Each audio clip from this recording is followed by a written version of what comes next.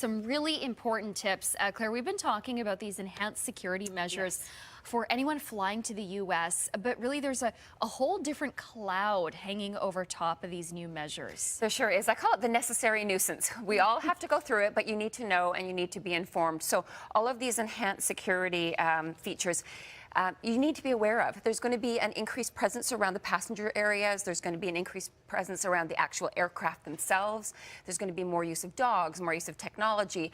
You've got to be really vigilant that you take out and you have charged your electronics. So anything bigger than a cell phone or a small tablet, you need to make sure it's out. And they have to be able to turn that on. So the overall passenger experience of screening is going to be very important. And you just need to make sure you're aware. A couple of things that I recommend you do not do. Do not give the security guards a hard time. They have the ability to say, you're not going. Yeah, don't joke about anything, right? Do not make any jokes, especially about national security or about bombs. It's just an absolute no-no when you're going through. And make sure you get to the airport early. YVR, I spoke to them yesterday, they haven't seen a lot of increased delays, but we are coming into peak season, so you want to make sure that you make it easy for yourself. You don't want to be rushing through security. These enhanced security they could mean that there could be random checks, and because of that, there could be increased delays. So get there really early and make it easy for yourself. Make sure your documents are ready. Make sure you have your carry-on items, especially with respect to liquids and gels. Have them all packed appropriately, nothing over 100 mils, and don't think that you can push through that favorite bottle of perfume if it's over 100 mils. It will be confiscated. Yeah, it really seems like there will be no exceptions whatsoever. And one thing you also mentioned to me during the break was don't argue. If they say you can't take this, we're taking it away, don't give them a hard time. Just accept it, because otherwise it could be your vacation on the line. Exactly. So that's really important to remember.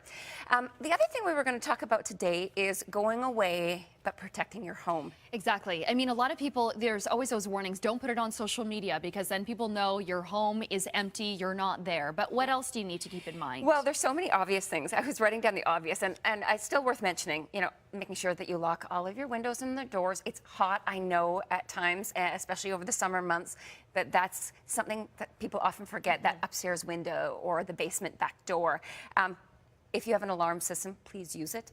A lot of people walk out the door and they're like, let's just not bother. Forget about it. Make sure that you do. And keeping an eye on asking a neighbor just to watch your house and having your mail picked up. But there are a few that people may not remember. Some people have trippy garage doors, so make sure you unplug it. It's a really easy thing to do. That way it won't go up in your bikes or whatever else is in your garage. I know we have skis and things in there. You don't want that to go missing. And then your home is open, right? Home is open. Use variable timers.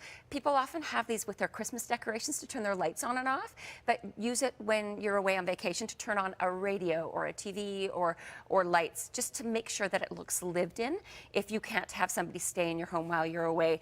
And trash cans. This is often one that people just don't think of, but it is just a red flag to thieves if you don't have your trash cans out on the day of pickup. It's just something that they look for. I guess nobody's there. Exactly. Yeah. It's a sure giveaway, but something you wouldn't think about when you're leaving. That's right. Yeah. And you also may not think about if you're leaving your car on the street, as many people who live in Vancouver have to do, or you're leaving it at the airport parked.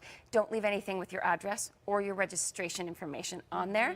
Again, one of those things, they can just see it, see you're away on a vacay, and head straight for your house. Such good information. All right, you also have some travel deals for us. Okay, the first one is close to home, and it's a Whistler getaway. This is leaving departures